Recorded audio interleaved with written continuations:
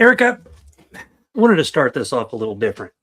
Okay. Do you remember when you were a kid? Maybe you didn't do this in your house. Do you remember sitting around the table in the morning, maybe having breakfast, maybe having eggs, whatever? Maybe you had that box of cereal in front of you. Okay. And of course, we didn't have cell phones at the time, and maybe dad was reading the newspaper if he lived in the perfect family. But I can remember taking a box because I loved Apple Jacks and Fruit Loops and things like that.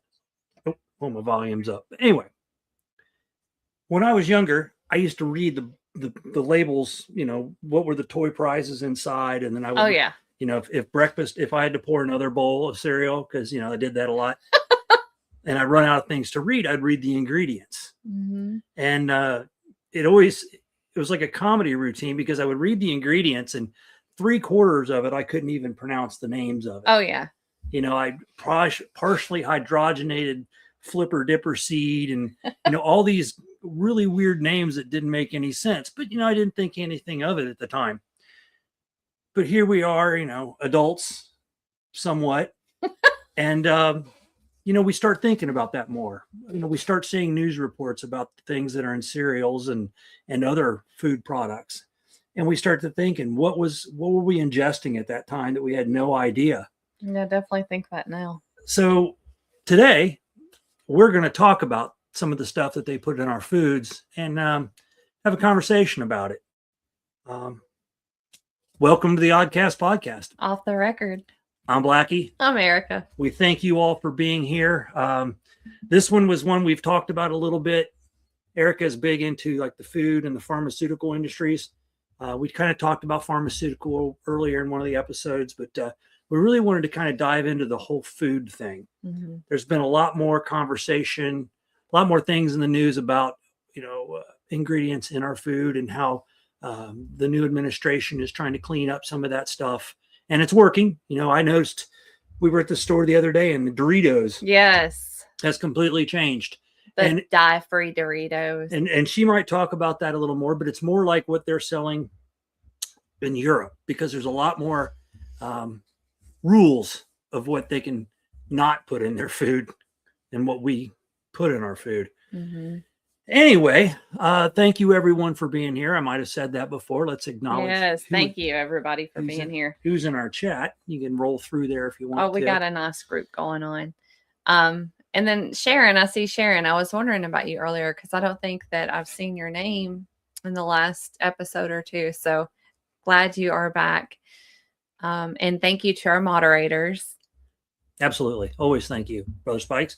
I don't know how many moderators we have, to be honest with you. Mm-hmm. Maybe a few. Don't really need any. Nobody's jumped in here to tear us apart yet. Stop. I know that we talked was last episode or before that, how we think that we got hit a little bit because we used some of the words we weren't supposed to be using, but I've always said I'm never going to worry about that. They'll have to shut me down first. But did I see brother? There's Brother Bud. Nice. Brother Jeffrey. Excellent. Glad you're here. We titled this week's show Food, Lies, and Toxins. Pretty much because we wanted to talk about all the additives in our food. What they tell us are for us and the harms they can possibly be doing to our bodies. I've got some pictures I'll show up while she's chatting. I'm going to leave most of this up to Erica because she's the one that's really questions what we eat and is feeding me a lot better than probably I've ever been fed before. So let's get on with the show. Let's do it. Fire it up. So I'm going to start with the food dyes. Because that's a lot of, there are a lot of adverse, effects on our bodies. And to me, most of it ties in with marketing. That's why they make cereals so colorful. It's appealing to a kid or appealing to adults. It's funny to think about like macaroni and cheese. And it shouldn't be that yellow.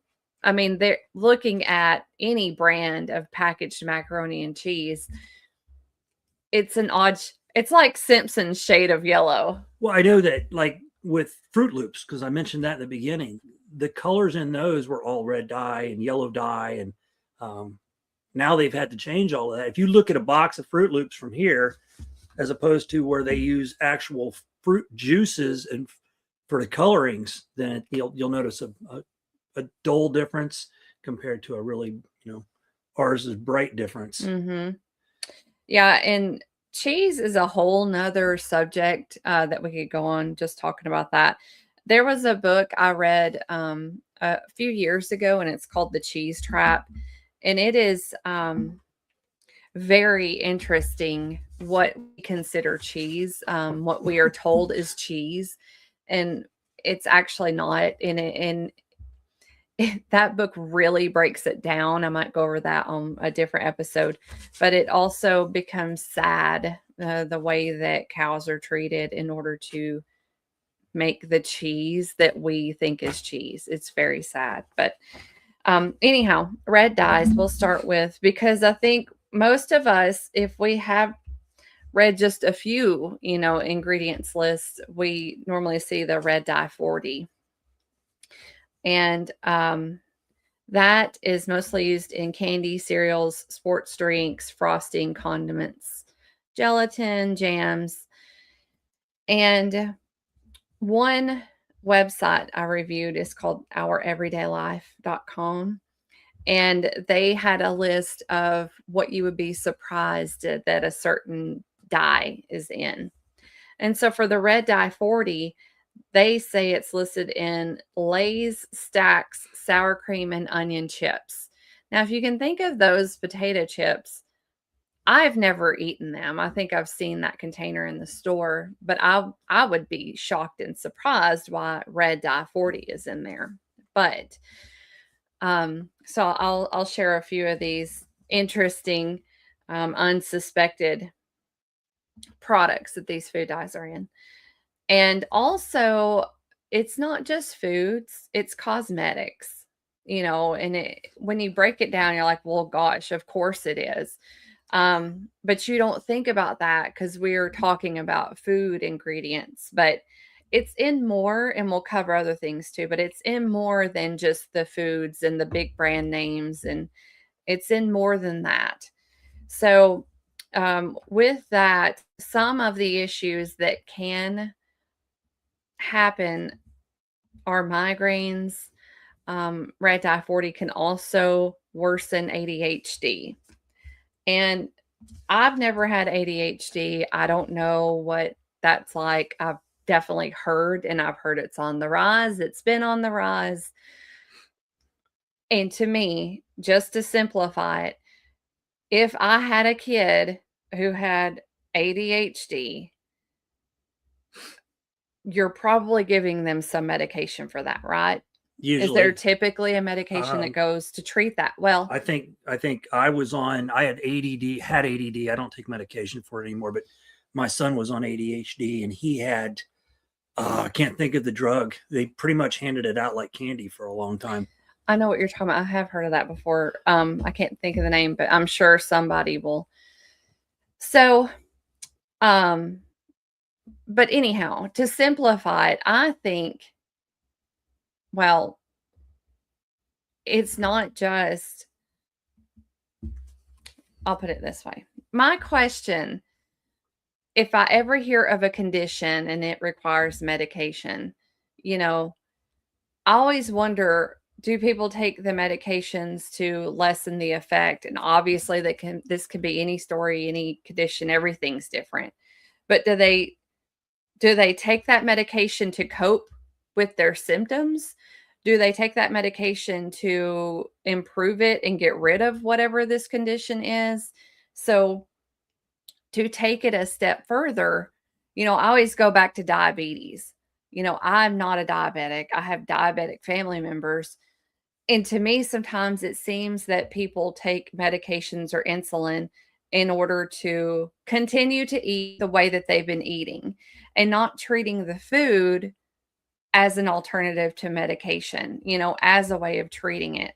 So I'm thinking, if someone has ADHD and they take Ritalin, is it Ritalin? It's whatever. I can't remember. I wasn't on Ritalin. It was the other big one that they gave gave out like candy to college kids for studying and other things like that. Supposed to make you concentrate more. Ritalin. There's another one. I think it starts with an S. So, but I also think, what else can I do? You know, and a lot of that is food related. Hey, it says red dye 40 is bad for that.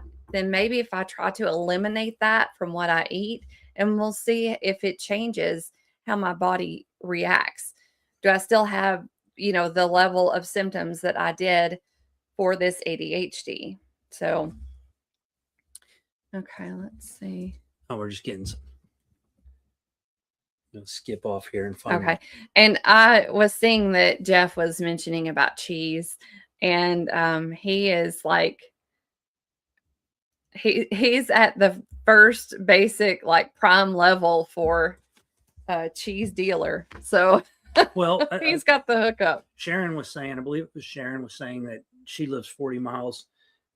I got to go back and find it, but where she lives in Europe, and the cheese is, you know, probably cheese. Yeah. Like, we'll just say raw, you know, we'll say organic, like, you know, or most at its most pure level that it could be. So Sharon, when we lived in Ohio, there was a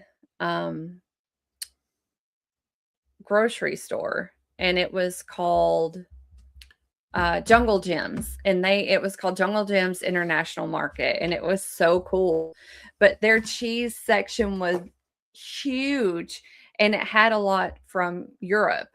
And it was just amazing to see the different kinds of cheeses, and like all the way down to the cuts of it, what ingredients were listed in there, you know, expiration dates, like just the whole thing. It was very educational to see just in a grocery store. Yeah. Sharon was sharing some of the drugs. I like that. Sharon was sharing some of the intro. Anyway, it's a joke. Ritalin, Concerta. The one I was thinking of was Adderall. That's it. Okay. That's the one that my doctor said, hey man, you can't OD on it. And I guess now you can, I don't know, but I never liked it because it made me hungry all the time. I always felt like I felt like I didn't want to eat all the time. And as you can see, I am skinny enough. I didn't need that kind of stuff. Bless you. Our poor little kitty is in the background sneezing away.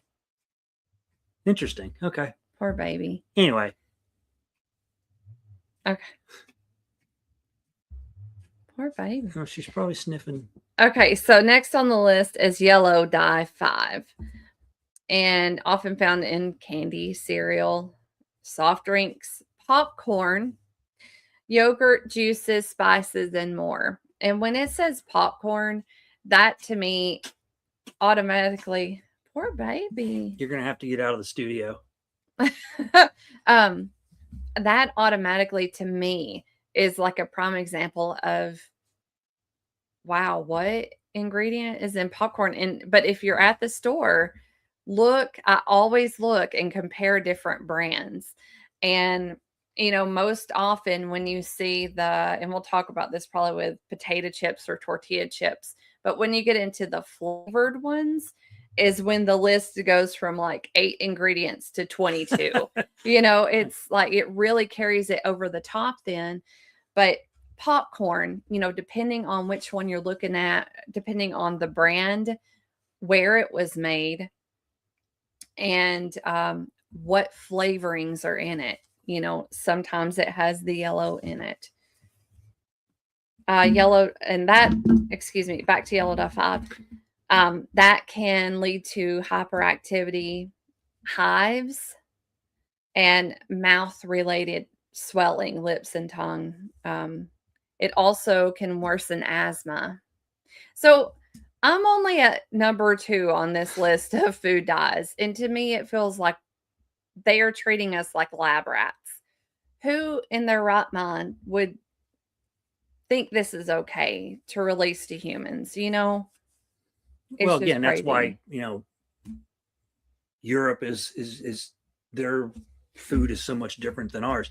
I can remember growing up, everybody's like, oh, food from England is so bland. And probably because they weren't adding all the crap we added to our foods. Yeah. And a lot of it's preservatives. And the more that we get away from making our own foods and trying to get things processed and shelf stable, the more that we get into the contaminants. But on to yellow dye 6. Again, used in candy, sauces, baked goods, preserved fruit, cheese, soups, cereals, and more. So the yellow dyes, if you look at pickles, the ingredients list of pickles, you may see a yellow dye in there. I will not buy the pickles. When I finally realized, and I eat pickles like it's my job. Yeah. But she has a green tint to her skin. So when I saw that on the ingredients list, I thought that was so unnecessary. So I stopped. There's a brand in particular that uses the yellow dye in almost all of them, and I just won't. If it's on there, I don't need it, And let's see, Quaker Country Bacon Grits. If you've heard of that, that has yellow dye 6 in it, according to this article. Yellow dye 6 can contribute to testicular and adrenal tumors, hyperactivity again, or restlessness. On to blue dye 1, used in ice cream, canned peas, soups, popsicles, icing, confections, dairy products, and more. This I think I've seen before. It's used in Mission Garden spinach wraps, according to that website. So if you've ever seen the spinach wraps in the bread section, it kind of makes sense. It's not, I'm not saying that's okay. I'm saying it makes sense once you see the spinach wraps. But the blue dye actually crosses the blood-brain barrier. And this can cause nerve cell malfunction. It can contribute to cancer, chromosomal damage, cause allergic reactions, and behavior changes because it crosses into the blood-brain barrier. Jeff says, don't use Kraft singles. They are terrible. That's basically you're eating plastic. Yeah, I used to love that show, How It's Made, and I can't say Kraft was on there or whoever, but it really brought things into perspective of, oh my gosh, it's so manufactured.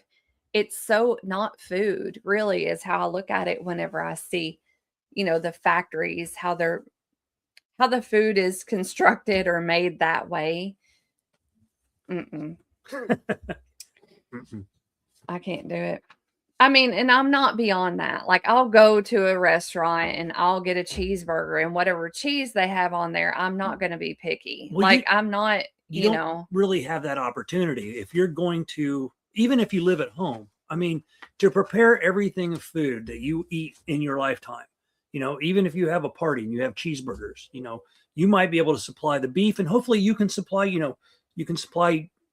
good beef without chemicals in it, and you can supply cheese, but that's really hard to do. And you're eating stuff from like rice-a-roni or some sort of pasta. All this stuff's got stuff in it. They pretty much got you to a point where you can't, yes, you can be self-reliant on what you eat, but you're still, going to go out to eat or stop by, if you're on a road trip and you're going to stop at a gas station and get some piece of junk that's been sitting inside the hot dog roaster for 4 hours. And it looks like we won't describe what it looks like, but it's full of ingredients that are horrible for you, but you're going to eat that to fill yourself up. Like Robin said, what, peas? Exactly. Why would there be a need to put food coloring in a can of peas? I don't get it. But there are also other names to these. It's not always going to be red dye 40. It could be Allura red or FDNC red number 40. I think Lake red is another one. And so it kind of comes to the point where again, I weigh my options, what else is on the shelf that I can pick from, and how many things are on there that I cannot pronounce that name. Yeah. Like, does it sound very chemical? Like, is it enough to scare me? Again, it's not always the case, but I really try hard to put the best food into our meals as much as possible, because like I said, how it affects your body. You don't realize, you're like, okay, yeah, here's a can of chili. Like, I'm craving chili. I don't feel like making my own. I'm just going to buy a can of chili from the grocery store. Sure. Everybody does that or has done that. And when you actually look at the ingredients, you're like, wow, why is that necessary? What's this? What's that? But you wonder what the things that you can't pronounce are for. Why are they putting sodium glutamate, whatever? It's like, what does that do? For what is it, a preservative so that it can stay in the can longer? That's exactly. And like what Bud is saying, is there anything good about any of that stuff? To me, I just see it as chemicals and toxins. It's how I see it. It's good for the companies because, I'm sure it cuts down on their cost. A lot of the problems too with preservatives are thickening agents. They want the shelf stable and they want them thicker, to cut down on their costs. And I don't know. I just feel like it's a science experiment. I feel like we're lab rats when it comes to this. How much can we take? And we wonder why we're such an obese society. I really hope that the changes that are coming, again, I just want people to have more options. Not everybody has the desire to cook. Not everybody has interest or the time, to cook and make things. If I had all the time in the world, I would make almost everything myself.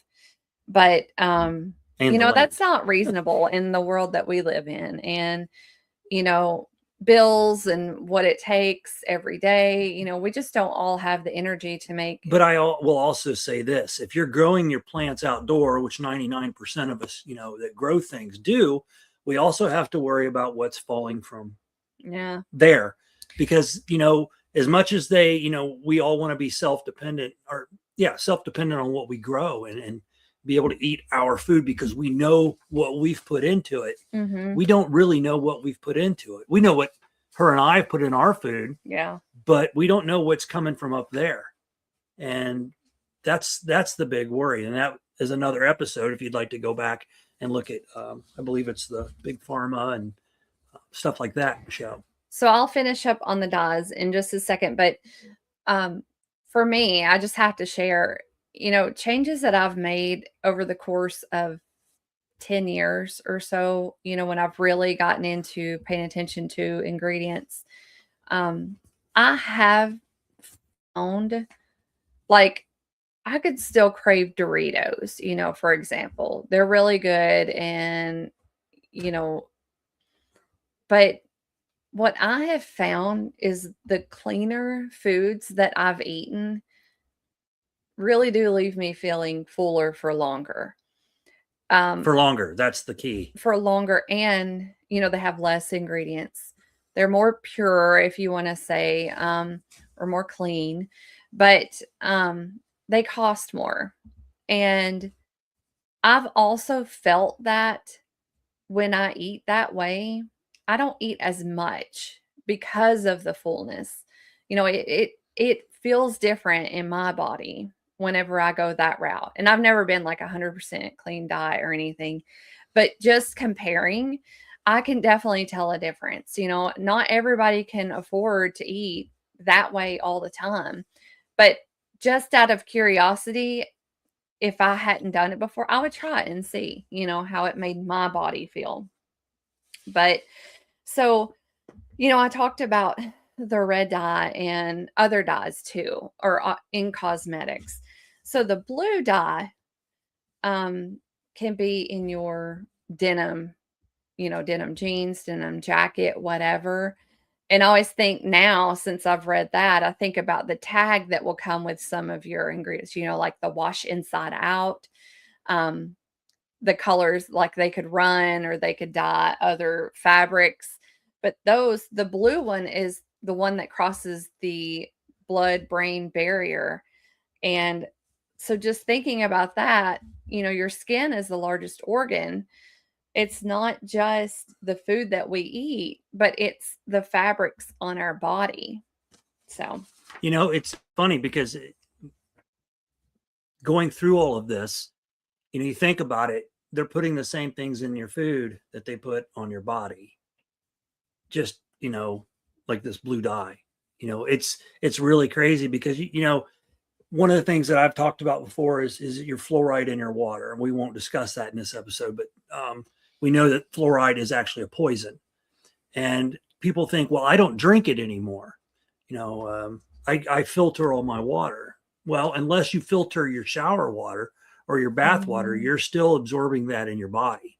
And so here we're talking about foods that we're going to stop eating, but we're going to keep wearing the same style of clothes that we wear with these dyes in it, that our body still soaks it in. You sweat, it's still, you have pores in your skin that allow these things in there.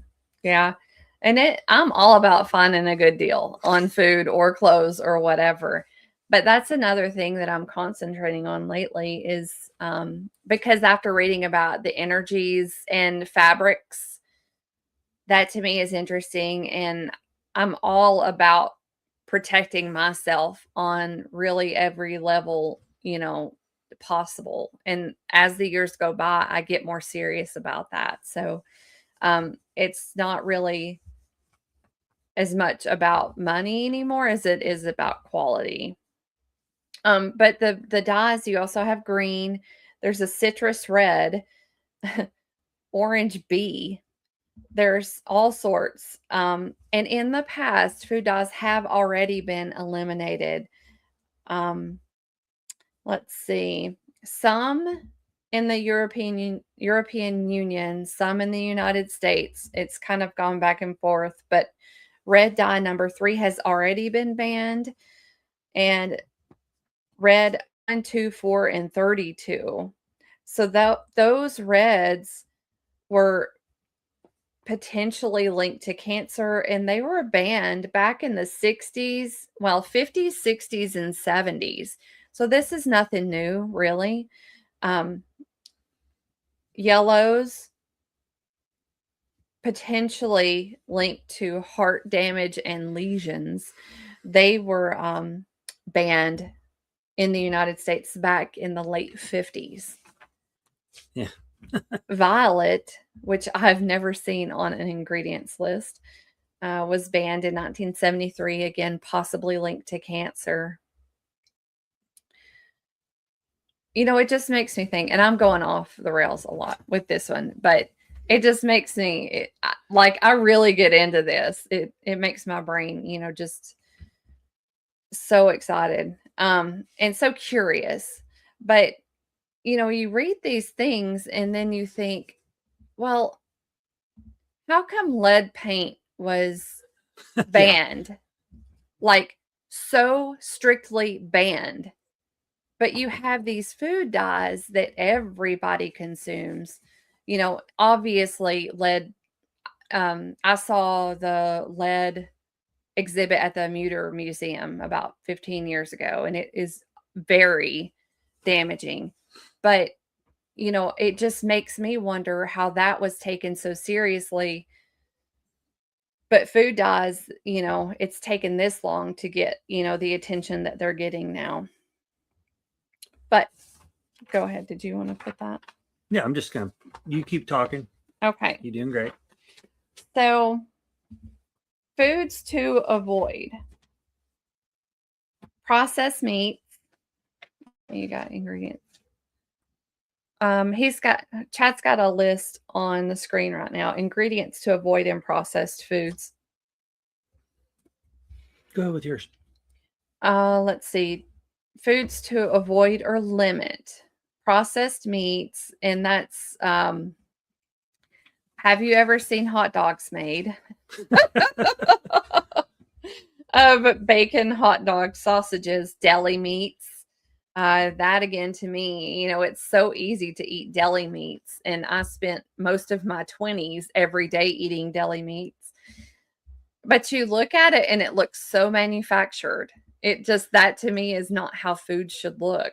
But it's easy to eat, it's convenient, and that's why most of us do it. But the reason why, and pepperoni. Okay, so the reason why is nitrates and nitrites. These can be considered carcinogens, and I always think of smoking and cigarettes whenever I think of carcinogens. But I personally, for a couple of years now, like if I make a pepperoni pizza at home, or if we have pepperoni just to snack on, I buy the nitrite and nitrate free. It does cost like another $1 or $2 for a little bag of it, but to me, it's kind of like the replacement for what could happen down the road. Is just how I look at it. It's worth it to me. But those are in nitrates and nitrites are in a lot of these foods. Also, I'll just say this, charred and burned meats.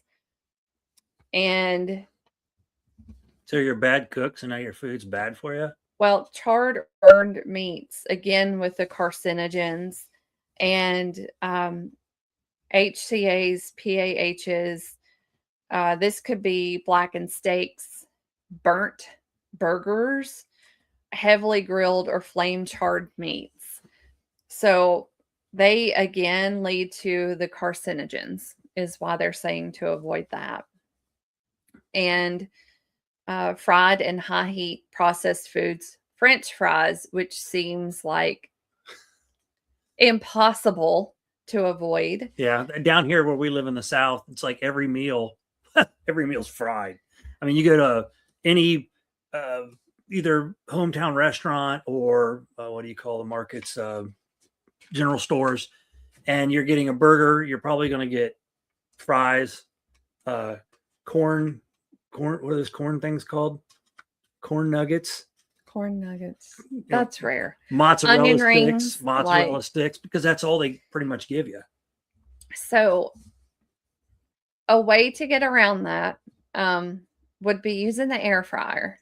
It's a much safer way to cook your French fries.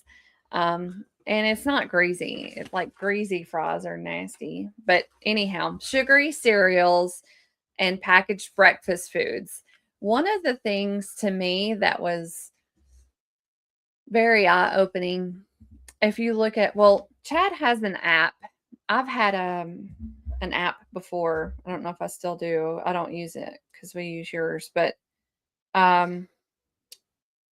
Yuka was the one that I used, but mine is called Supco, SUPP. I don't know if you'll be able to. SUPPCO. Yeah. Okay. Well, there's the name of it. If you can, it's fun. Anyway, SUPPC. You get that off of, and you can read the UPC symbols on your vitamins, or try it on everything. Yeah, if you scan it, it will give you an overview of it. So, to me, I felt like granola bars for a long time were just like, oh, these are the perfect snack. They were touted as like, oh, they're so convenient and they're so healthy. And when you break it down, they're really not that incredible. I mean, you're better off going with like, nuts if you can eat that. Because a lot of these, what do they use to connect that to make it a bar?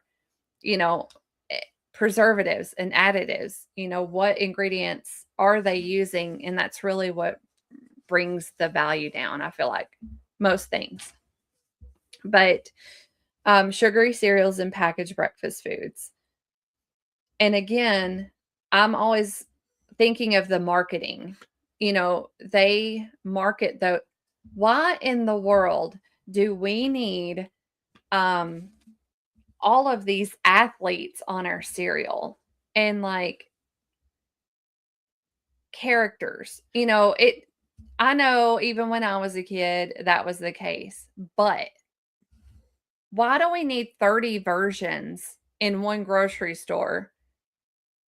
It's all about the marketing. Well, it It's is. I not mean, about health. you got to figure, like, say, Wheaties, and whenever they put an Olympic champion on there, or a football player, or a hockey player, or whatever, those boxes become collectible. So people will eat. Not everybody. If you're a collector, you wouldn't eat them. You just have really, well, they'd probably actually last forever, to be honest with you, but because of the preservatives in them. But that's by Mark. But as a kid, and I know people my age in here, and I'm not going to re-say my age, 58. But you can remember getting your box of cereal. And a lot of times, if you went with your parents, you were picking out the cereal that had the coolest toy in it. If you're lucky. Yeah, like, I'm going to get this toy. It's with Cracker Jacks or something like that, which is pure badness. You were always like, gosh, this is like a gambling. What toy am I going to get in there? But for kids, a lot of times it was picking the cereal that had the coolest toy. And right. I thought years ago they were doing away with cartoon characters on boxes because they didn't want to use that as the reason kids were drawing, were wanting these horrible cereals for you, and I'll admit, I was a huge fan of Lucky Charms, horrible for you, Boo Berry, Count Chocula, all of those. And, looking back now, the chemicals that I must have ingested at that time is crazy. Anyway, sorry. You're fine. The next would be candy and colorful sweets. Again, here we go with the colors. The kids are going to want the colors and the sparkly and everything. What if, like, I would want to do a test of, well, we're actually probably about to see that. But let me just put it this way. If we had a strawberry gummy candy and it was just clear in color, that probably wouldn't fly off the shelves for the kids. Well, think about this. Think about when, what was the one Coke that came out? It was clear Coke. Yeah. It didn't sell because people were like, well, it probably didn't taste the same, but I wasn't falling into that trap of drinking Coke.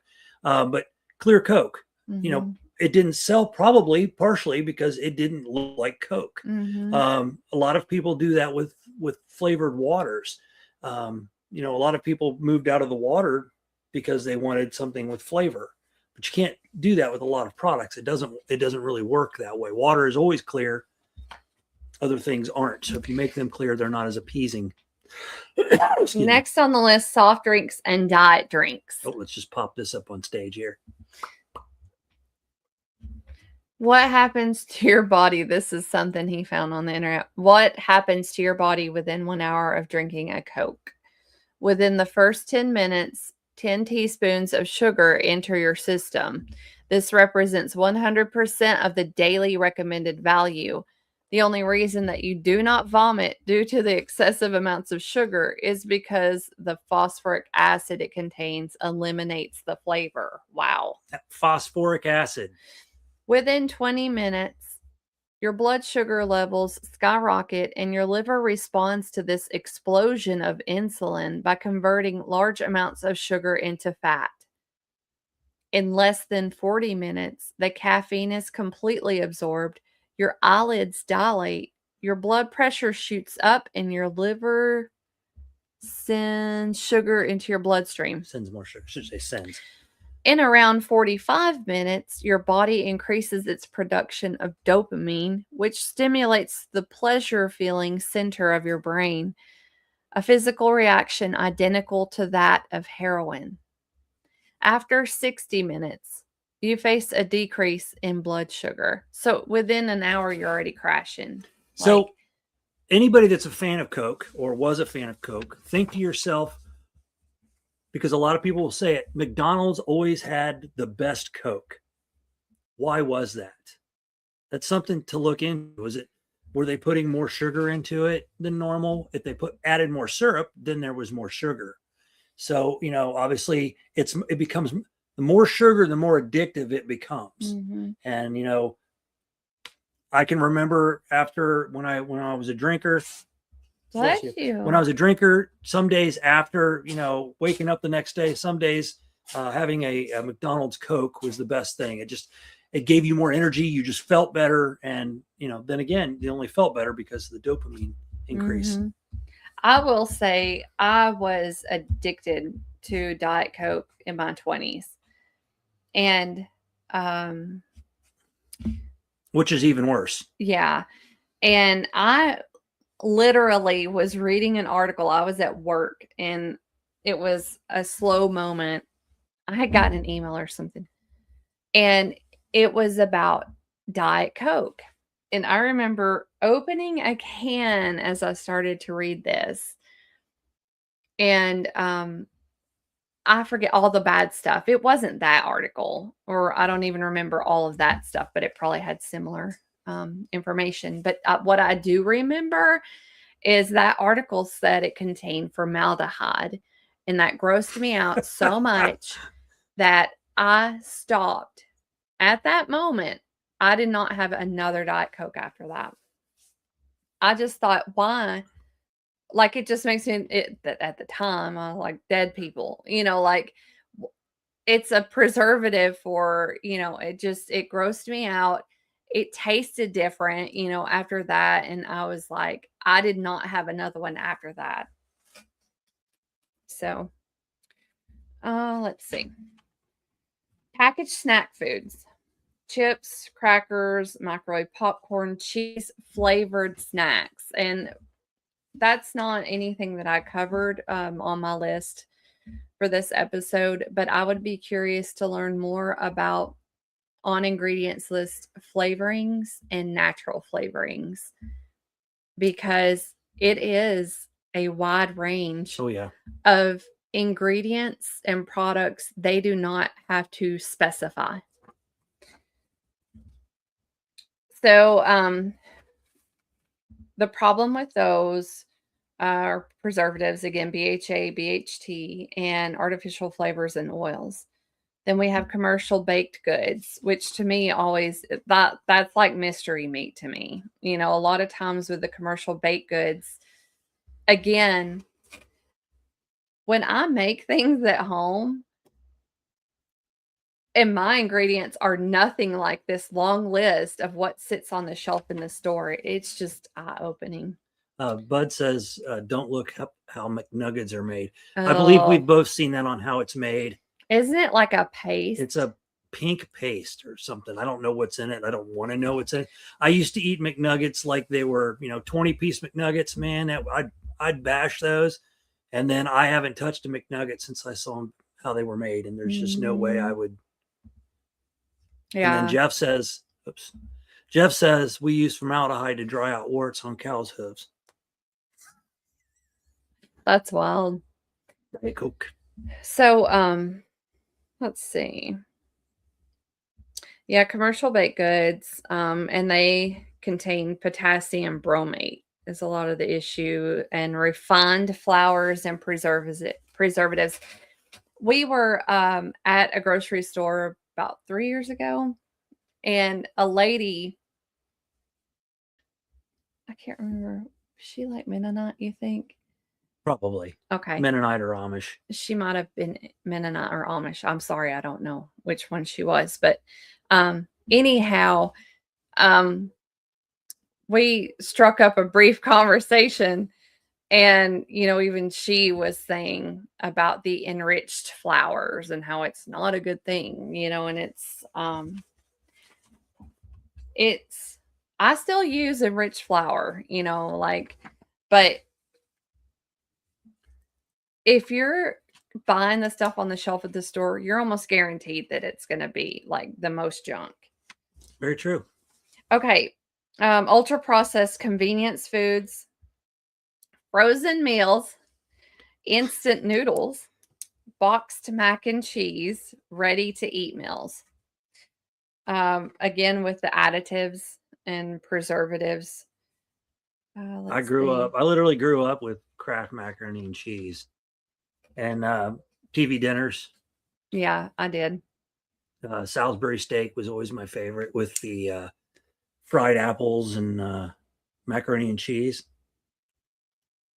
Imagine the crap in those. Yeah, let's see. Another reason for the ultra processed foods, another reason it's bad, says repeated heating increases toxic byproducts. Which we were talking about that the other day, and you were talking about, I think you had seen something with water. Like if we heat water for tea. Was it water? Yeah. I don't remember. Okay. Dairy alternatives and thickeners. I'm sure Jeff has an opinion on this. So examples would be flavored almond milk and coffee creamers and plant-based yogurts.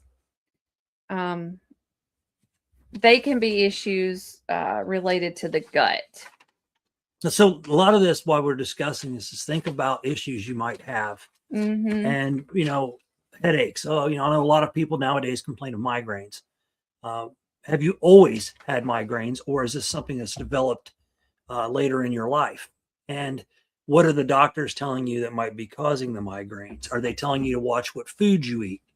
So what she's sharing and what we've discussed is that, kind of just throwing this out to you guys to look at what you're eating as a prime could be a possibility of what's causing certain things with your body. We're not doctors. We're not dietitians. We're not medical at all. That's why the little disclaimer at the beginning. And we don't really care what you do. You live your life. Absolutely. We're not judging anybody. It's just knowing that there are alternatives is really the point of it. Yeah, it's everybody. And I shared one of the little memes earlier. It's not here, but we should be eating more natural food, more food that we grow, and try to stay away from the processed stuff that the restaurants are giving us. There's just so much that, being a part of a podcast that talks about conspiracy theories, that we read in all of this. And I believe there are reasons they're putting this stuff in our food, besides a thickener or besides, a coloring agent. There's reasons, it all goes together. We get sick. Where do we go? We go to the doctor. What do they give us? Pills. Maybe they heal us. Maybe they don't. If that pill doesn't do it, they give you another pill. So all of this could be where a lot of stuff starts. Exactly. And we don't, if we're not educated on that this is a possibility, why would we even consider that? That's how I feel. I was not raised to question things, and I was not raised, I was raised to just go with the flow. And so to me, learning, well, these ingredients may do this, and then it's like that first part, you're like, wow, that's sneaky. But then knowing, like, I love to read about this stuff, and I feel like it makes me a stronger person, just even considering what these things can do. And then better to know you have an option. Absolutely. But Jeff said it should be illegal to call that milk. I'm going to say I have never had raw milk. I've never, ever. And I don't know if I would like it. I think I probably would, but I went to a friend of mine back in Ohio. They were cattle farmers, and they pretty much did everything. They didn't have a big farm, but first time I went over there, I helped bale hay, and my pay was homemade chocolate chip cookies and raw milk. And I didn't know it was raw milk, but the grandpa asked me, he says, "What do you think of that milk?" I said, "It's delicious. It's, thicker." And he says, "It's raw milk." And I thought, cool. I don't know what that meant at the time, but now I look back and I was like, hey, I would drink more raw milk. Mm-hmm. That would, but this another conspiracy theory is they're trying to get us away from raw milk and give us milk that's been shot with chemicals. We know that the Amish up in Pennsylvania were trying to sell raw milk to their neighbors, and the USDA came in and confiscated all their stuff. But actually, some of it's still in court. And you got to ask yourself why. Why does that happen? Why do they do this to us? Bud says healthy citizens don't need meds or doctors. So true. They're going to tell you. So when you do go to the doctor, be prepared to hear a lot of things that you're like, well, you should really get looked at for this. When's the last time you had this done? When you did, because they're pushing and no offense to William's a cancer doctor. That's a whole different, I'm just saying they're going to tell you things. Some doctors are good. And we've talked about this with Dr. Robinson. Some doctors will push a narrative and some will take care of you. And, you don't know what your doctor is going to do, but you don't want them to prescribe all these medications for your body. Well, he sounded like when he explained it that he really fought for the patient. Yes. Carmen, hey Carmen, I'm really working on my gut health. That's awesome. And this morning we had kefir for the first time. And I thought it was tasted like liquid yogurt is kind of like how it tasted to me. I would definitely drink it again.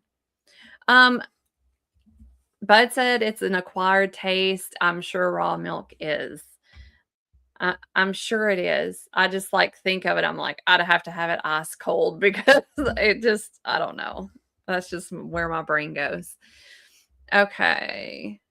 Yeah, I know, Wendell, on gelatin, I've read that with not like carnivore, but something like that about gelatin. I've been looking for, because I love Jell-O, but I don't want to buy Jell-O, brand or any other brand, snack pack, whatever, because of the food dyes. And I've seen I actually bought one from a health food store the other day. I haven't made it yet, but lime, my Southern accent's really coming out of this episode. Okay, but lime is my favorite. And so I'm like, I don't know. I will probably try to make my own version, but I am going to try to I've found a healthier version, but it was peach. And so I'm still looking around, still shopping for that, but I'll probably end up trying to make my own. And it just seems like it would be very hard with the sweetness compared to the tangy. And so anyway, that's a project I'll be working on. But with the foods, there's a book I read a really long time ago. It's called Eat This, Not That. And that was very interesting for alternatives. And I'm sure they probably have their own Facebook page and website and probably even app. I just want everybody to know that there are alternatives out there. Jeff says lactose intolerant people can drink milk, raw milk. Okay. Yeah. Okay, go ahead. Let's see.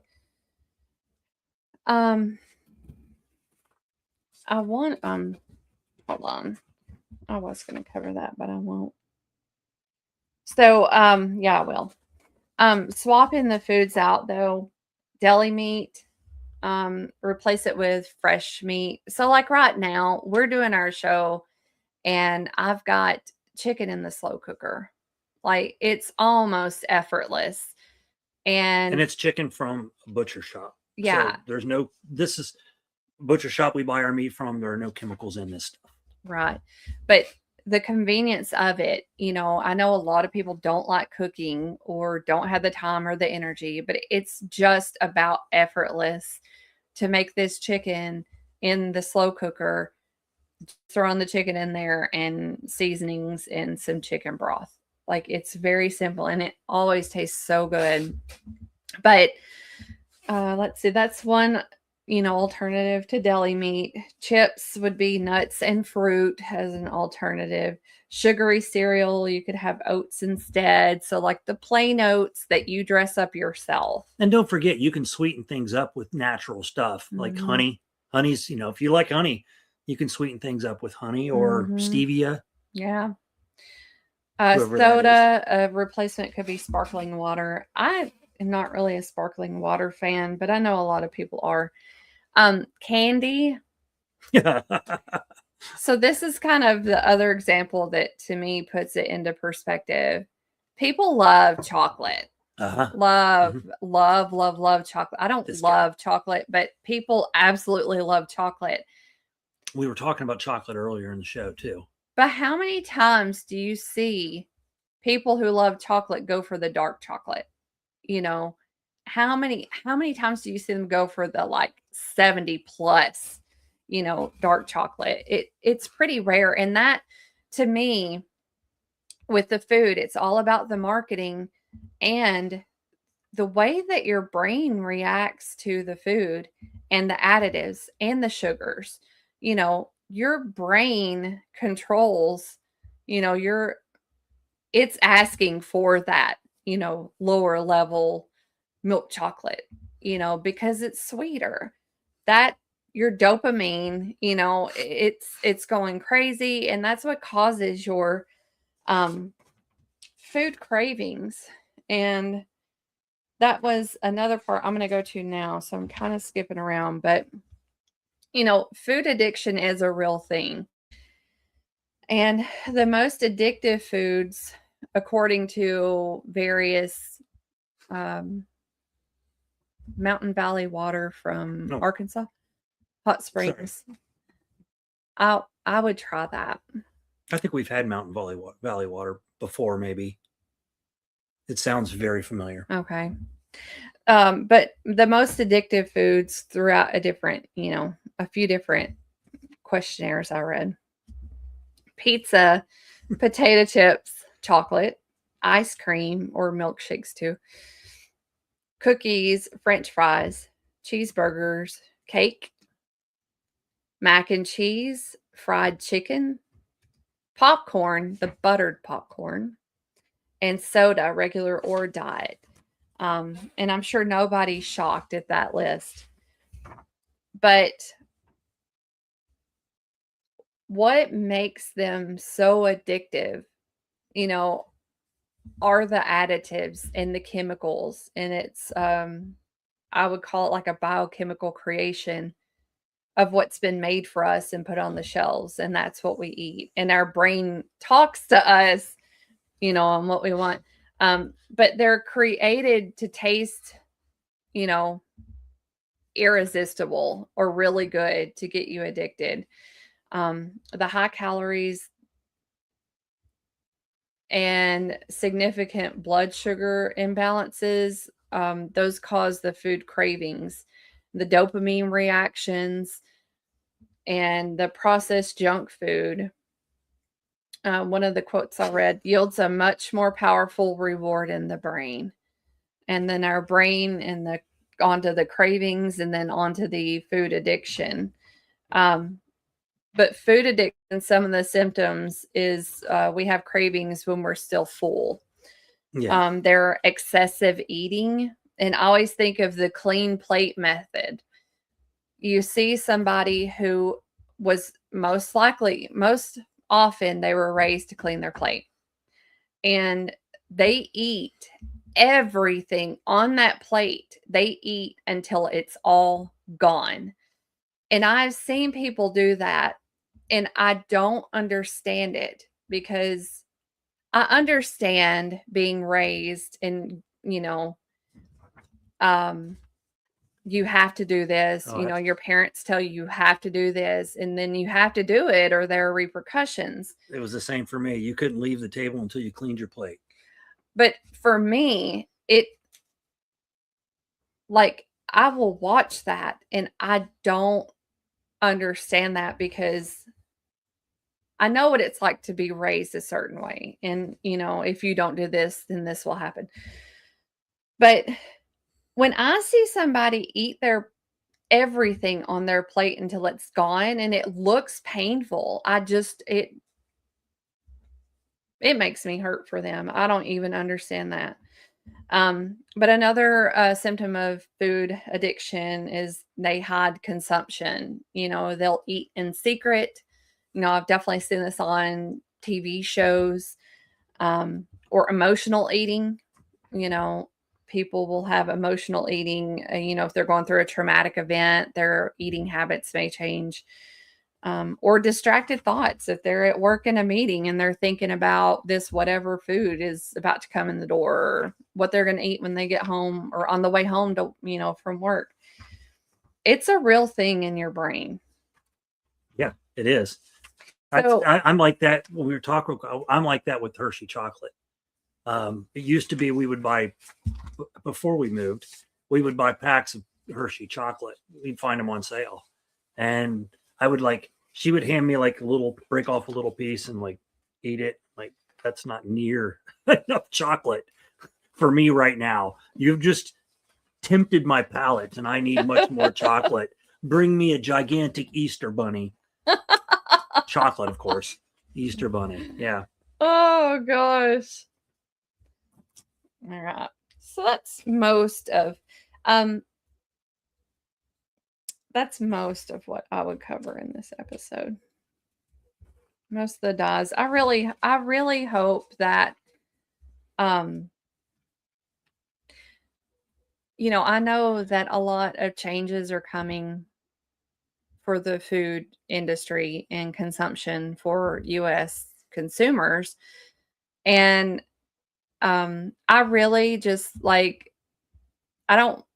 I wouldn't be like telling people what to do, but I really hope that as a society, we see the better end of this and brains functioning on a much higher level and the safety that could come from that, and security. And I really hope that this ends up being a positive change. Bobby says we all had big gardens and had to help. I didn't grow up a country boy, but my grandparents were from Clarksville, Tennessee, and moved to Dayton. And my grandfather had, to me, it was a huge, huge garden. And every Thanksgiving, every Christmas, Easter, whatever family meal we got together for, that's when I remember everything we were eating was out of their garden. And I thought that was pretty cool. We are trying to do that here. We don't have, we are going to make more land next year as far as how much of a garden we're going to have. So we'll have more food to eat, and doing the best we can to live by the land, except for the chemicals coming from the sky. Let's see what else we got in here. I get more. William put, I'm at a good stopping point. Okay. William had, what do we think of the new recommended food pyramid? Is this it, William? I'll put this up there. Is this what is that technically the pyramid?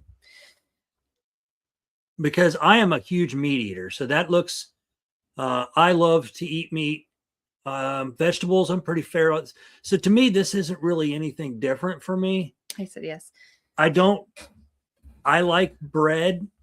To be honest with you, I like the bread that she makes the best. And the bread she makes is homemade sourdough. So it's got 3 ingredients in it, and it's literally to die for. She makes me a special jalapeno cheddar. Mm-hmm. And it is really, we make grilled cheese sandwiches with it. Mm-hmm. I eat it with eggs in the morning. It's just, it's super good bread. Mm-hmm. So I know it's a healthier style bread, but this pretty much looks like how we eat anyway. So nothing really changes for us. So it really doesn't bother me. I think, except I don't see chocolate on there. I always, when I think of the previous food pyramid, I almost always seem to go back to, I think it was like 7th grade health class, where we really had to study it back then. And I never understood why it was such a big portion of grains. I never understood. It just it seemed like overkill back then, and I didn't grow up eating healthy at all. And I didn't grow up to cook. This has all been as an adult that I've, had to, or, maybe eventually. The thing about the breads is nowadays the way they make bread. I don't know if you've seen some of the YouTube videos on bread where you can take and squish a piece of bread and then set it down on the table and it nicely lays itself back open. It's the things that they're putting in the bread, fillers and everything like that. That's why I'm not a big bread eater, because I just feel like I could eat so much more healthier food and get it in my body and eat more than anything with bread in it, because that just instantly starts filling you up. And for somebody 58 years old, bread's, not the best thing for my body. So, and I try to eat the best for my body.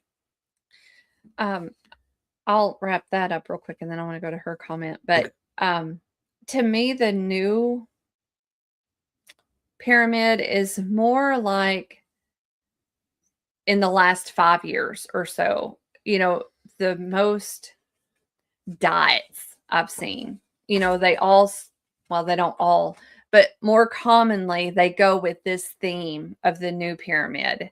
The diets that people are following or really seem to get into or life changing, that looks like this new food pyramid to me. It closely resembles that. I eat more of that way. As the years go by, I've eaten more meats, especially knowing where ours come from, the meats that we buy, and feeling comfortable that it's safe and what they've been fed and the life they lived. And I just love cooking. I wish I had more time and would cook more, but I don't eat a ton of bread, and that to me resembles more of the way that we would eat the new food pyramid. But Verby, bring it back up. Oh, you're talking about the new. Yeah, Verby, she said we had gardens too, and we ate what was cooked. We didn't have to clean our plates, but we usually did. And I can share that feeling of like, oh my God, this food is so good. I really get into cooking vegetables and stuff. So that to me that made total sense to me. Wendell says, I don't like greens, but I eat spinach and turnip greens because they're good for you. Yeah. That's exactly. I don't eat turnip greens, but I'll eat a ton of spinach. And also, we take supplements like super greens too, because. And check your supplements, people. Yeah. Big Pharma controls that as well. Because we don't. Well, for one, it might not always be in season, or we might not know what the store does have to offer when we have to go to the store. If we're not comfortable with where that comes from, we have our backup of the super greens that we take, which is a great alternative, better than nothing, Absolutely. But like, I love greens way more than he does, and I don't want to force him to eat, a lot of food that he doesn't care for. Just because I make it, I'm not like, Chad, you have to eat this. So she did a good thing to get around all of that. She started making me a drink. The drink consists of beet juice, carrot juice, onions sometimes, all these different healthy juices, because I don't like, if I can drink it, it's literally done. I don't have it in my teeth. It's not on my taste buds as long. So we started doing that, and I've noticed a big difference in my skin, just everything, health-wise and everything. So, I was thankful she did something like that, because I ate a beet once, and it was the nastiest thing I ever put in my mouth, next to a radish. Couldn't take either of them. Now, I'm the kind of guy that could eat peppers like crazy. Now, I can't eat green peppers. Are the only ones that I can't eat, because for some reason it messes with my digestive system. Jalapenos, no problem. Habaneros, no problem. But green peppers, something about them really, really gets into my system and bothers me. Let's see what else we got here. Let's see. Rusty says, I have mixed feelings. RFK Jr. is saying that you can disregard saturated fats, which is simply untrue. Otherwise, I've heard that too. I've heard that saturated fats are good for you. That's one of those things where you're always going to hear both sides, and nobody's ever going to agree. Always think about the egg whites and egg yolks, and it's just like, it depends on, like, I always think what decade is it, because they're going to go with this one this time, or what. It's never going to be correct in everybody's opinion. Bud says, yes, I was raised bread go on the checkout counter last, so you didn't smash it. Right. Oh my gosh. I can remember like not following that and then coming home and who put the bread on the bottom, and your loaf of bread's about this. Yeah. Chad probably thinks I'm like Hitler or something, because my first job was at a grocery store, and so I know how to pack groceries. And I'm just throwing things in the bag, and she's like, just go over there.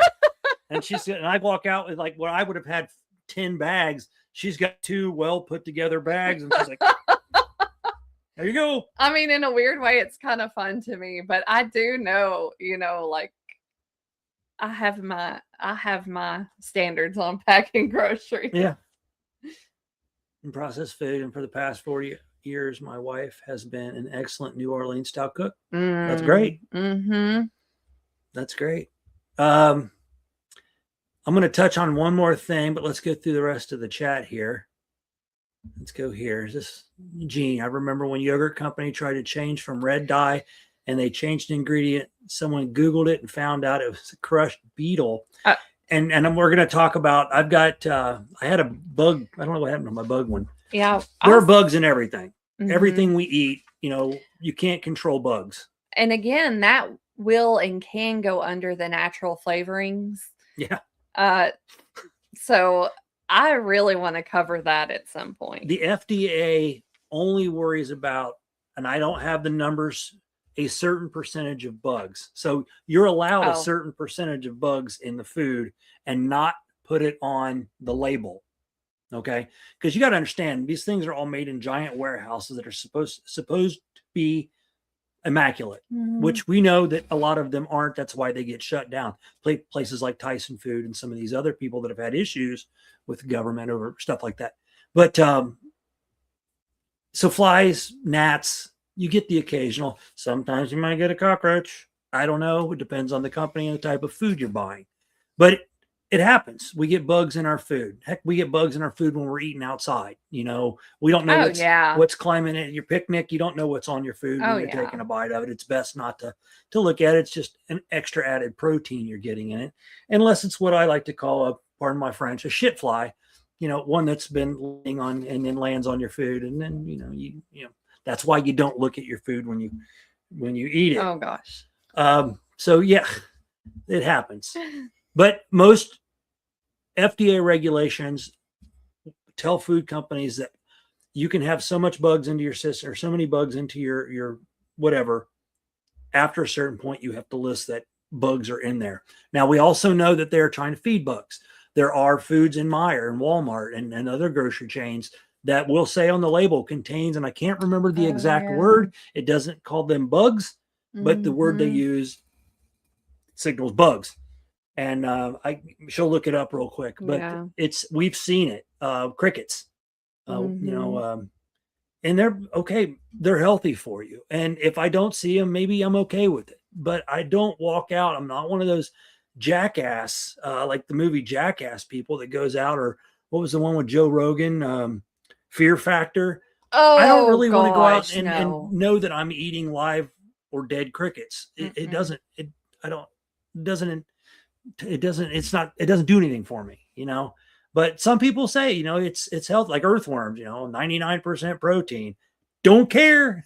Yes. I'll eat more cow or something, but there's people that do that. Okay. What I wanted to hit on real quick. Did you find the word? No, but okay. I cannot. Oh, here, read that. Okay. This is off of North Carolina State. This is a list. Oh, God. In order to qualify as U.S. #1 grade, the commodities listed below cannot exceed the following limits of contamination. Are you ready? Ketchup, 30 fruit fly eggs per 100 grams. And you got to wonder how they check on that. Canned corn, 2 insect larvae per 100 grams. Blueberries, 2 maggots per 100 berries. Peanut butter, 50 insect fragments per 100 grams.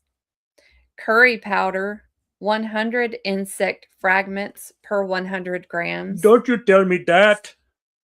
Wheat, 1% of grains infested. Sesame seed, 5% of seeds infested. And coffee is last on the list, 10% of beans infested. Bud says survival school teaches you to pull the legs and wings off insects in survival situations. Humans have a hard time digesting them. Well, that's a good thing to know because, Bud and I, you did a show with us on bugging in and bugging out, and we talked about survival situations. And that would definitely be something. And candy bars, yes, Gene, candy bars do have bugs in them as well. There we go. Here we go. Look out for the following additives in your food. I'll try to pronounce them as best I can. Grillodes sigillatus, which are dead crickets. Dried crickets. Oh, dried. Yeah, I have my glasses on. Dried crickets, whole and ground mealworms. Oh, okay. Whole and ground mealworms would be Tenebrio molitor.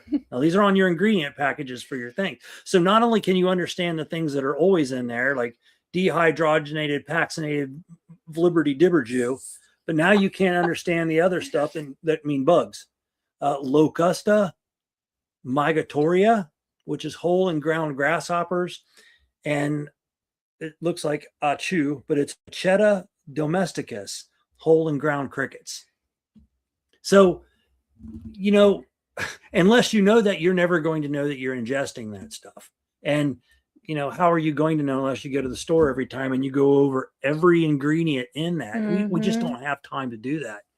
That's, I guess, in a way, that's good that they're feeding us protein. I'm more worried about the additives that are chemically made other than bugs, to be honest with you. If I don't know a bug's in there, I'll eat it. Not a problem. Right. I would be the same way. But yeah. So yeah. Let's see what are we chatting there. Hey, oh, hi Leanne. How are you? Hey Leanne. Sorry, the people we haven't said hi to since we started, but it's great to see you all here. Please do us a favor. Hit your thumbs up. Not this one, but the one at the bottom of the screen below us.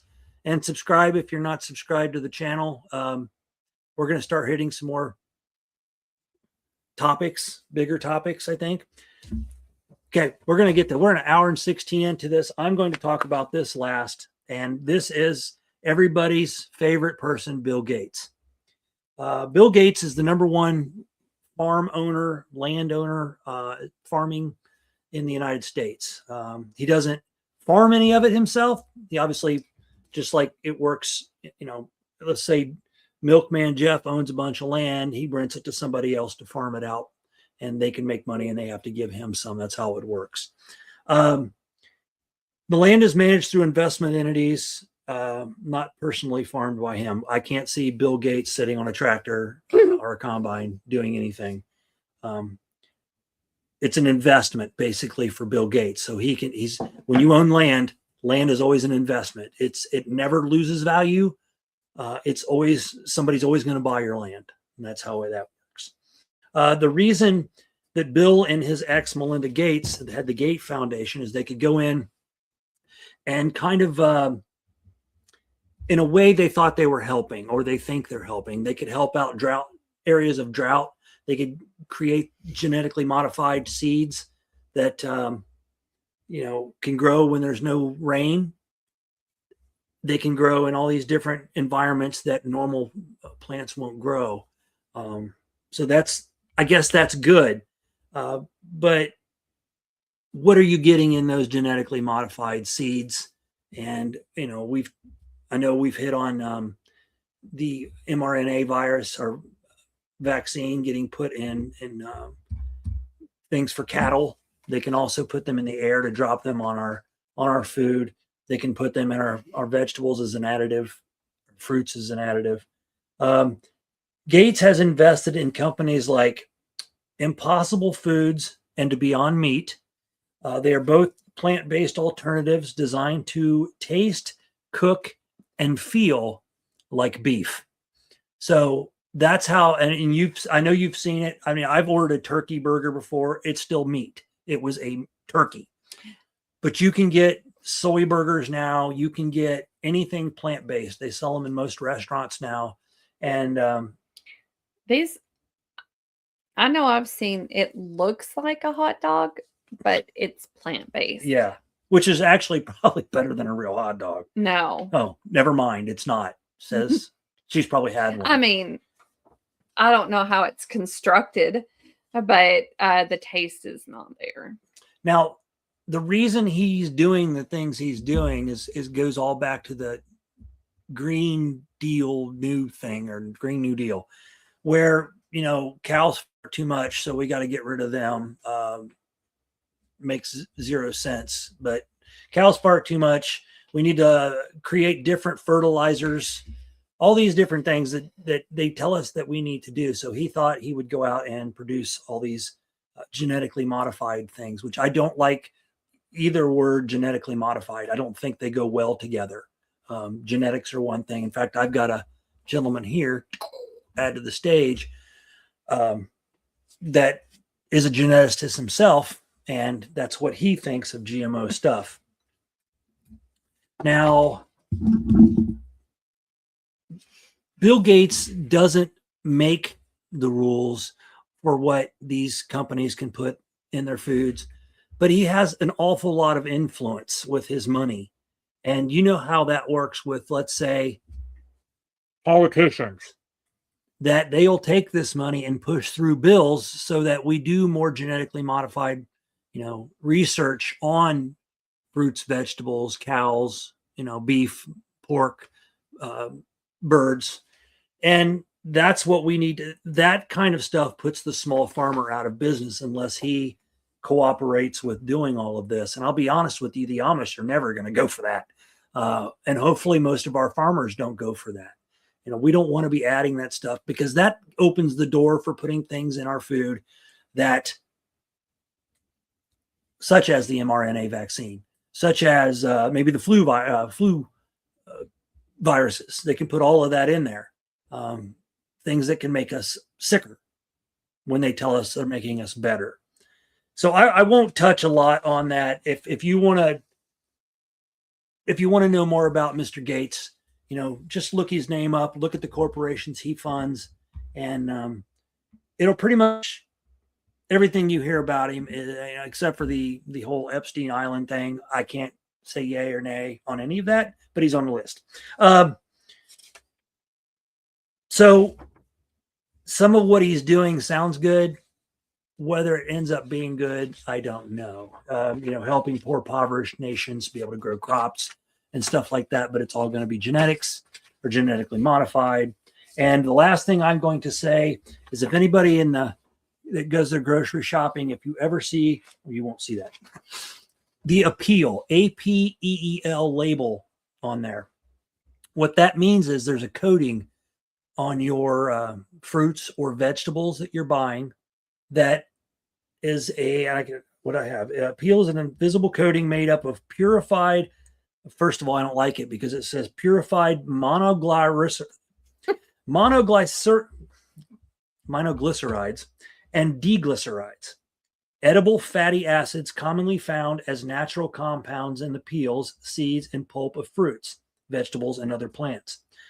So they use this to make the fruit and the vegetables in the stores have a longer shelf life. Mm-hmm. That is why whenever you buy fruit from a store, if you don't buy it natural, I would do it no matter what, because you don't know who's spraying their chemicals on their apples or oranges or whatever. Wash your food good. And I don't mean just hold it under the sink. If the best you can do is your hands, rub your hands around it. But they make little brushes.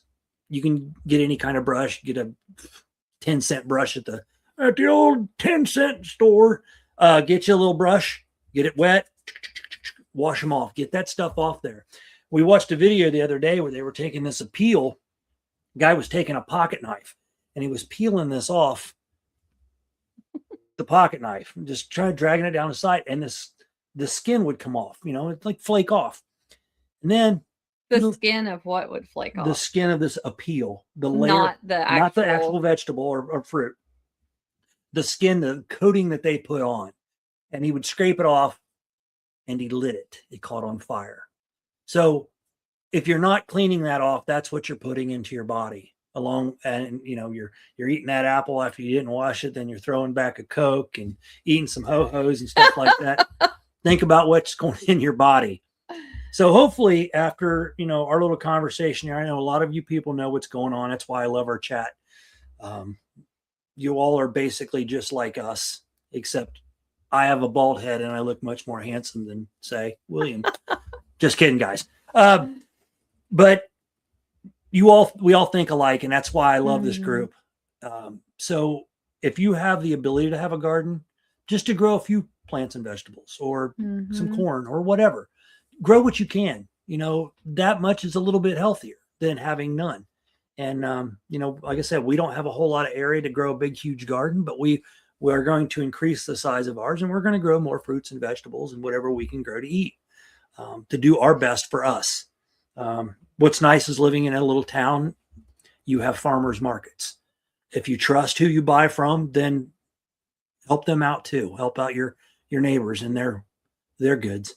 Sometimes in these communities, people will trade food, eggs for apples. If somebody's got chickens, it can work that way. So, but other than that, I believe we're pretty much out of talking points. We got anything else in chat here? Gene? Yes, Gene. Can we do a show on the different programs everyone is trying, like keto, carnivore, and other choices?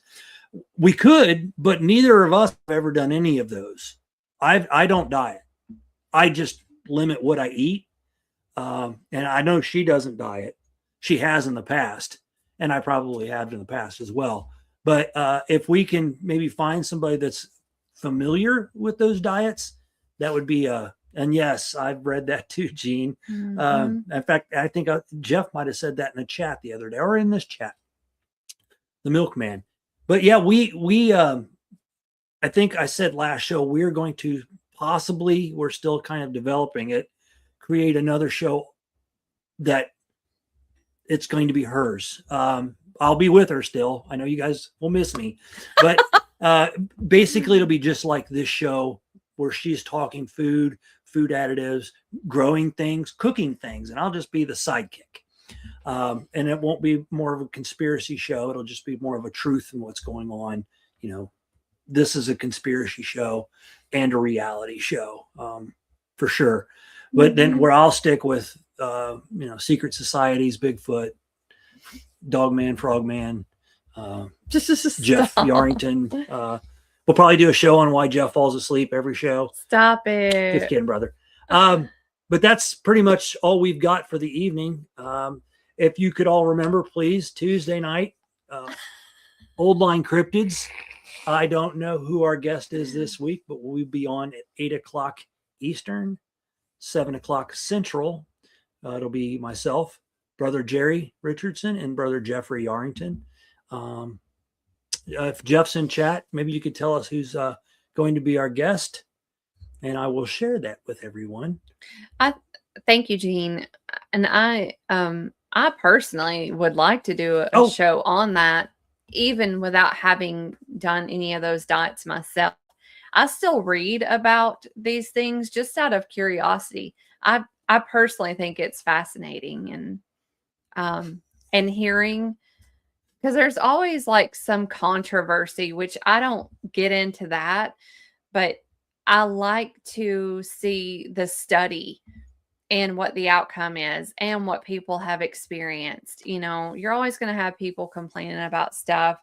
But some people actually do have, I just like the learning portion of it. So we might do an episode on, keto, and I've done paleo before, which kind of reminds me of all that, but keto and carnivore. And plus it's interesting how somebody could eat so much meat and, it's like carnivore. I would try. So much meat. I just love vegetables so much. Like I can't imagine not being able to eat that. But and like the McRib, people have mentioned McRib multiple times. McDonald's is getting sued now because of the McRib. Well, I used to get excited about it because I thought it was so good. And then I realized, I guess I just love barbecue sauce and bread, because nothing else really matters in that. Again, it was marketing because they only had that during, I think, certain times of the year. And I fell for it back in my 20s. Yeah, William says McRib is a classic. It doesn't need to be called McRib. It's right. There is zero. But they haven't taken chicken McNuggets out, true. And that's. Well, I don't know if they call them chicken McNuggets as much as they just call it McNuggets now. That's a good point. I don't know. I haven't bought any in a while. I thought it was so cool when it, really gained a lot of light that ingredients list for fast food restaurants were readily available. And that, but like Chick-fil-A is one of the ones that has caught a lot of news on it, where the list is like 50 ingredients for a chicken sandwich or whatever, and you're like, why do we need all that stuff? Why isn't it just chicken? Who said the white sauce? I didn't say what kind Brian. of classic. We'll have to check with Greg. I don't know which food group that's in. I'd have to find out exactly. Oh, by the way, Tuesday night is on Old Line Cryptids. It's Mr. the Incomparable Greg House. Oh, nice. So our show's usually 2 hours. Count on 3, 4. No, I'm just kidding. It'll be a great show. Everything with Greg is a great show. So yeah, Patrick says McMush. Yeah. That sounds about right. And William said, I didn't say what kind of classic. Anyway, folks, thank you for being here. Thank you. I hope you learned a little bit, maybe something to make you look at those labels. Yeah, again, we're not hating on anybody here. Like, it's just to open your mind and realize there are alternatives. And some of these, it's surprising to me, but some of, like when I buy tortilla chips, it's like probably the cheapest one, not like great value cheapest, but the least expensive almost, because it has the best ingredients that I've found. That's not like listed as organic and all that, blah, blah, blah.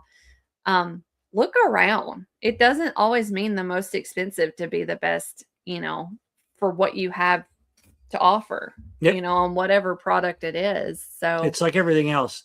The name brand isn't always the best. Food, clothing, whatever. Just remember that. I've got one more meme I'm going to throw on the screen to end this, because I like Ice Cube.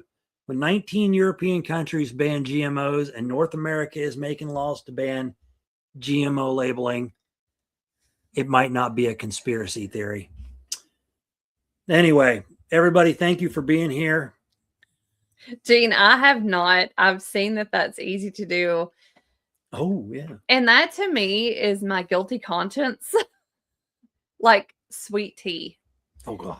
I will drink sweet tea, but I haven't made it on my own in over 10 years, because I realize you have to put a lot of sugar in there, and I feel guilty about it. So I won't do it myself.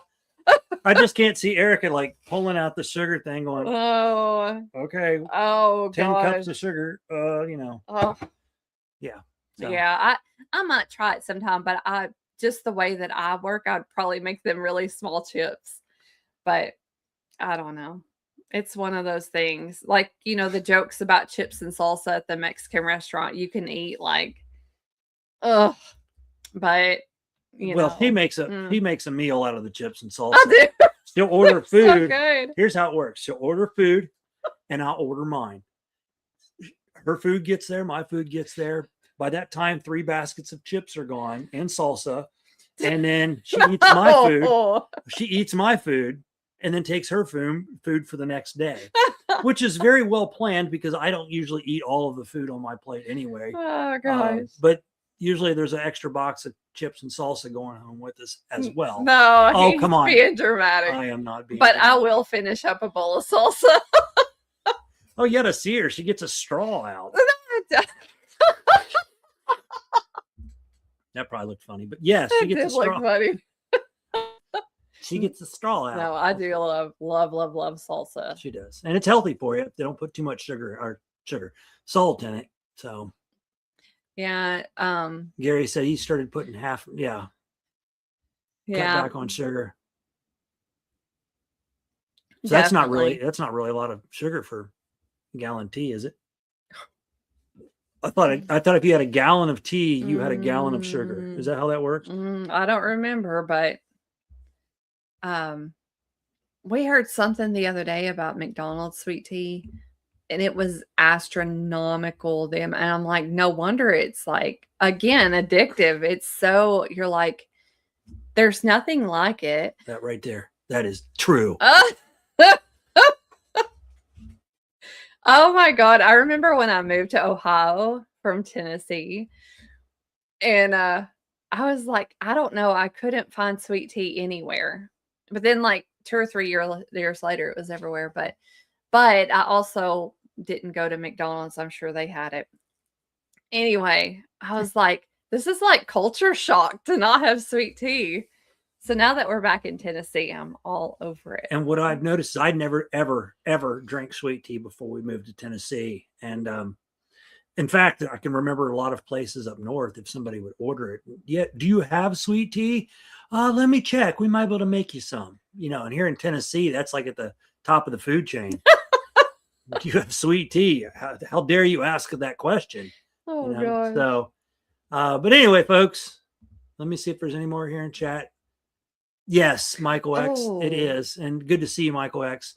Sugar is almost as addictive too, for sure. Oh, yeah. It's very addictive.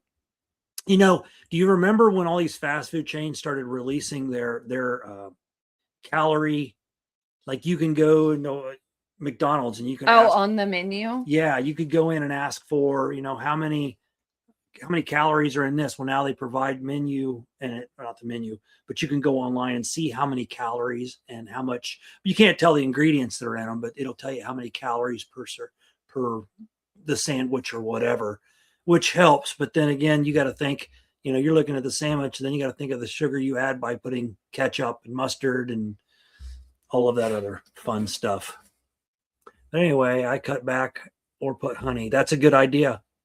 I do that for my teas. I drink a lot of different teas. And when I drink like dandelion root, I like to put some honey in there to give it a little bit more sweet flavor. A lot of teas, if anybody drinks teas, some of them can taste fairly good. And some of them taste like used dishwater. Ew. Yeah. So you add a little bit to it and it helps. Add a little bit of stevia or a little bit of honey to it. Anyway, I promise this won't be a super long Southern goodbye. Just checking out here. Hey, if you guys could do us a favor and hit that thumbs up, we'd greatly appreciate it. Yes. We're trying to get more info out into the algorithm and maybe get a few more followers and viewers. Oh, yeah. If you're not a follower of the channel, subscribe to the channel. Please hit that subscribe button and it'll give you notifications. We're going to start. I keep saying this every show. I'm going to start doing some shorts, and I might jump on for some lives for you people that are into politics, and we'll discuss some political stuff. I don't want to do that on the show itself as far as that kind of political stuff, but I'll do it on shorts or on a quick live, especially since we're going to create another. Anyway, thank you everybody for being here for the fifth time. Y'all have a great rest of your Sunday. Tune in 7 o'clock. Central, 8 o'clock Eastern, Old Line Cryptids with the Mr. Greg House will be on there to fill us in on some new events or old events. I don't know, but the man anyway, you'll enjoy it. Trust me. So other than that, from Blackie and Erica, we hope to see you next Sunday. Same bat time, same black time, same black channel. Oh, goodness. Yeah. That'll be the 18th. So we don't know the topic yet, but we will be here for you. Yep. And we'll talk to y'all later. Have a great week. Yes. Have a great week. Thank you for being here. Bye, y'all. Bye.